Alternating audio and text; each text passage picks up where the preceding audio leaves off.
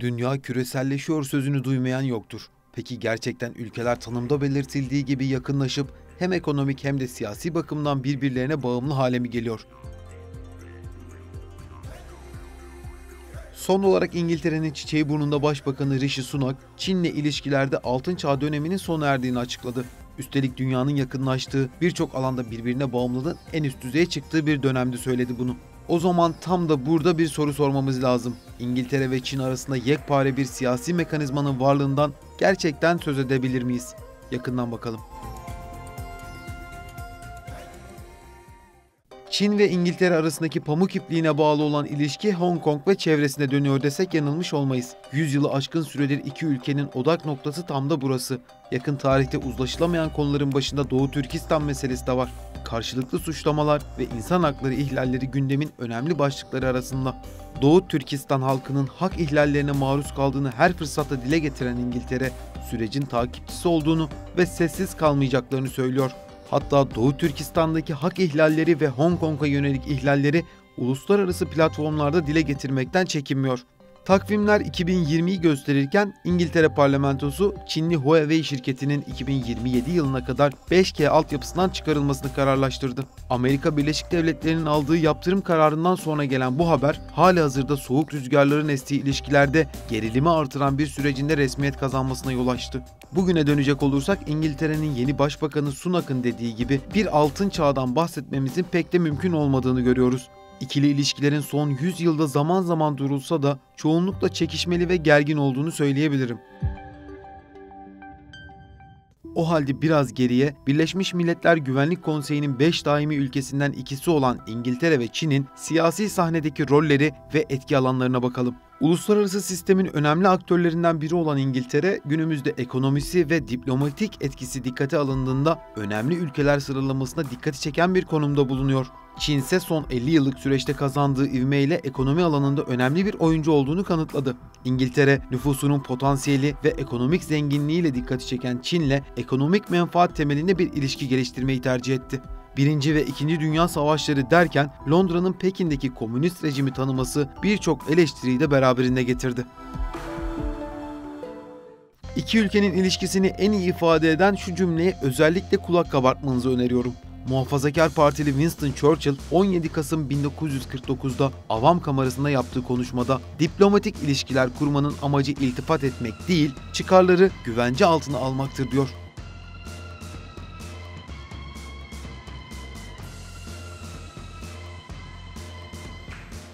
Diplomatik misyonun bu çerçevede çizildiğini düşünürsek altın çağdan bahsedemeyeceğimizi tekrarlayayım. Hong Kong'un İngiliz yönetiminden çıkarak Çin'e katılması ilişkinin gelişmesine katkı sağladı. Fakat bugün Hong Kong'un durumu ve İngiltere'nin tavrını düşünürsek bunun da çözümden uzak bir hamle olduğunu görebiliyoruz.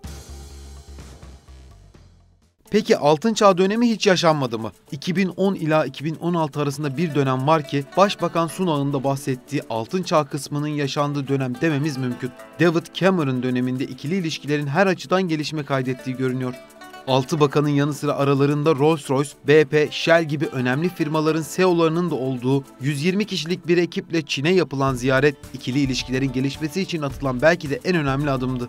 Ziyaret öncesi Cameron'ın Çin'e ekonomik büyüme partnerliği önermesi bu gelişmenin habercisi olarak küresel ölçekte önemli bir gelişme olarak değerlendirildi. Kısa sürede yapılan bu ataklarla rekabet yerini işbirliğine ve dolayısıyla partnerliğe bıraktı.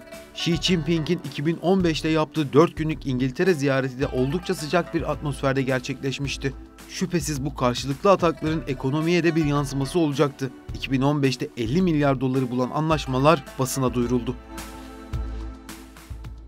İlişkinin ekonomik ve kültürel merkezli şekillendiğini, sürecin ise 2010-2016 arasında sıkıştığını görüyoruz. Buna rağmen Çin medyasında insan hakları ihlalleri ve Hong Kong uyuşmazlıklarının devam ettiğini öne sürerek bu dönem için bir altın çağ ifadesinin doğru olmadığını savunanlar da vardı.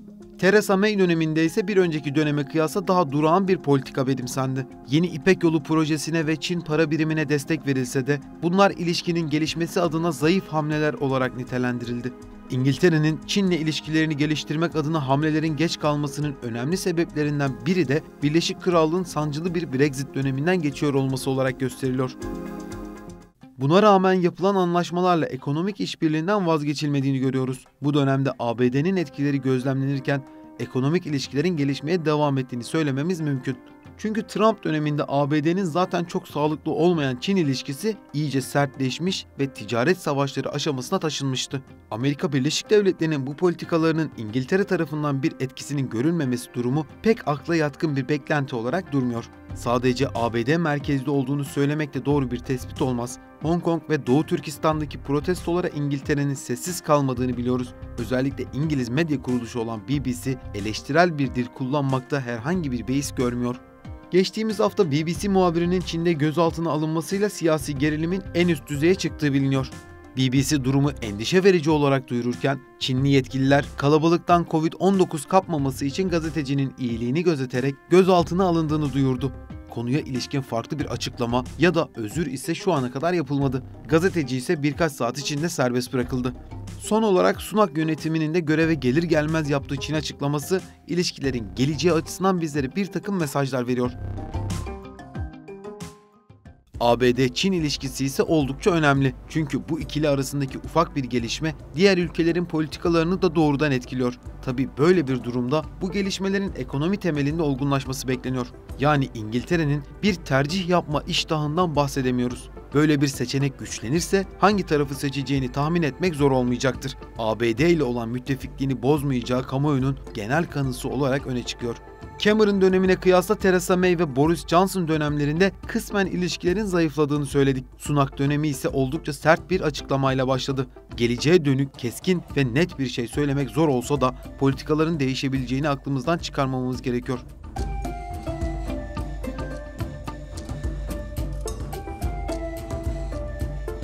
Çin'den yapılan bu açıklama ise iki ülke arasındaki iplerin atıldığı şeklinde yorumlanabilir.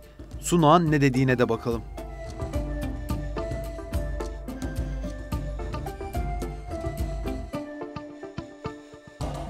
Karşılıklı salvolar peşi sıra gelirken bu açıklamalardan ne anlamalıyız? Bir sonuca varmamız gerekiyorsa şunları söyleyebilirim. Devletlerin duyguları yoktur. Daha doğrusu duygusal hareket etmeleri beklenemez. Dünyayı paylaşan ülkeler birbirlerine yakınlaşırken duygusal bir bağ kuramaması takdir edersiniz ki bir takım problemleri beraberinde getiriyor. Ve bu problem Atlantik'ten Asya'ya kadar neredeyse her alanda hissediliyor. Örneğin Avrupa Birliği küresel ölçekte yaşanan enerji ve gıda krizi gibi problemlerin yanı sıra kendi içinde de sorunlar yaşıyor. Üyelerin öncelikleri, büyüklükleri başta olmak üzere beklentiler ve talepler değişebiliyor. Hatta Ukrayna-Rusya savaşında verdikleri tepkiler bile farklılaşmıştı. Seçim sonuçlarına baktığımızda ise Avrupa Birliği'ni eleştiren partilerin sandıktan güçlenerek çıktığına şahit oluyoruz. Bir bakıma dünya küreselleşirken bir yandan da değişip farklı dengeler üzerinde bir mücadeleye sahne oluyor. Bunun en güzel örneklerinden biri İngiltere-Çin ilişkisi. Eski ittifaklar güç kaybederken yeni arayışlar günümüzün geçerli akçesi olarak karşımıza çıkıyor. Peki siz bu konuda ne düşünüyorsunuz? Yorumlarda tartışalım.